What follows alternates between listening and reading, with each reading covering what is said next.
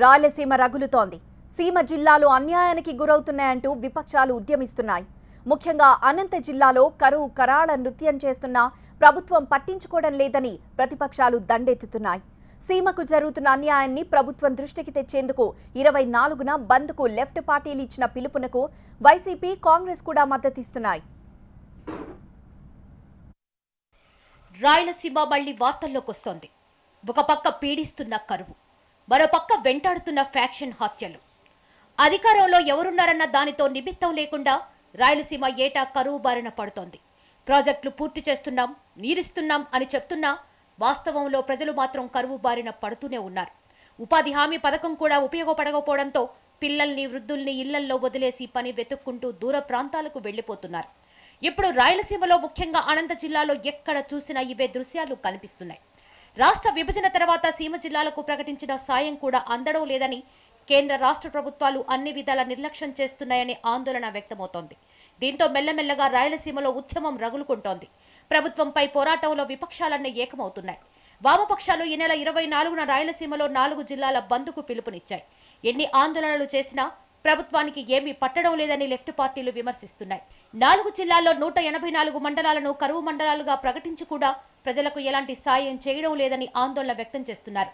Water guns తో 6 లక్షల ఎకరాలకు నీరిచ్చామని ప్రభుత్వం చెబుతున్న మాటలన్నీ ఒట్టివేనని విమర్శిస్తున్నారు. వరుసగా 6వ ఏడాది జిల్లా మొత్తాన్ని కరువు ప్రాంతంగా ప్రకటించడాన్ని బట్టే ప్రభుత్వం చేస్తున్నదేమిటో అర్థమవుతోందని ఎద్దేవా చేస్తున్నారు. 24న జరిగే బంద్కు అన్ని పార్టీలు, ప్రజా సంఘాలు, వ్యాపార సంఘాలు మద్దతివ్వాలని కోరుతున్నారు. ఉభయ కమ్యూనిస్ట్ పార్టీల తరఫున కరువు సమస్య పైన రాయలసీమ 4 జిల్లాల్లో, అనంతపురం, కర్నూలు, కడప, చిత్తూరు జిల్లాల్లో మే 24వ తేదీ నాడు పెద్ద ఎత్తున బంద్ నిర్వహించబోతా ఉన్నాం. కేంద్ర రాష్ట్ర ప్రభుత్వాలు కరువు ప్రాంత ప్రజలను పట్టించుకోనందుకు నిరసనగా ప్రభుత్వం కళ్ళు తెరిపించడానికి, కరువు బాధితులను ఆదుకోవాలని డిమాండ్ చేస్తూ ఈ కార్యక్రమాన్ని చేపట్టాం. మరి దీనికి కాంగ్రెస్ పార్టీ కూడా మద్దతు ఇచ్చింది. అనేక రైతు సంఘాలు, ప్రజా సంఘాలు అందరూ కూడా ఈ బంద్కు మద్దతు ఇచ్చారు. వర్తక వాణిజ్య సంఘాల వారిని, ఉపాధ్యాయ ఉద్యోగ సంఘాల వారిని, కార్మిక సంఘాల వారిని కూడా ఈ బంద్కు మద్దతు ఇవ్వాలని చెప్పి కోరడం జరిగింది. రాయలసీమ 4 జిల్లాలతో పాటు నెల్లూరు, ప్రకాశం జిల్లాలను కూడా బంద్లో కలపాలని కాంగ్రెస్ సూచించింది. 4 జిల్లాలకే పరిమితమైన వామపక్షాల సీమ బంద్కు కాంగ్రెస్ మద్దతుంటుందని చెప్పారు ఏపీసీసీ చీఫ్ రఘువీరారెడ్డి. బంద్లో కాంగ్రెస్ పాల్గొంటుందన్నారు రఘువీర. 24వ తేదీన కమ్యూనిస్ట్ పార్టీలు బంద్కు పిలుపిచ్చినాయి. రాయలసీమలో కరువు విలయతాండవం చేస్తూ ఉంది. గతంలోనే కాంగ్రెస్ పార్టీ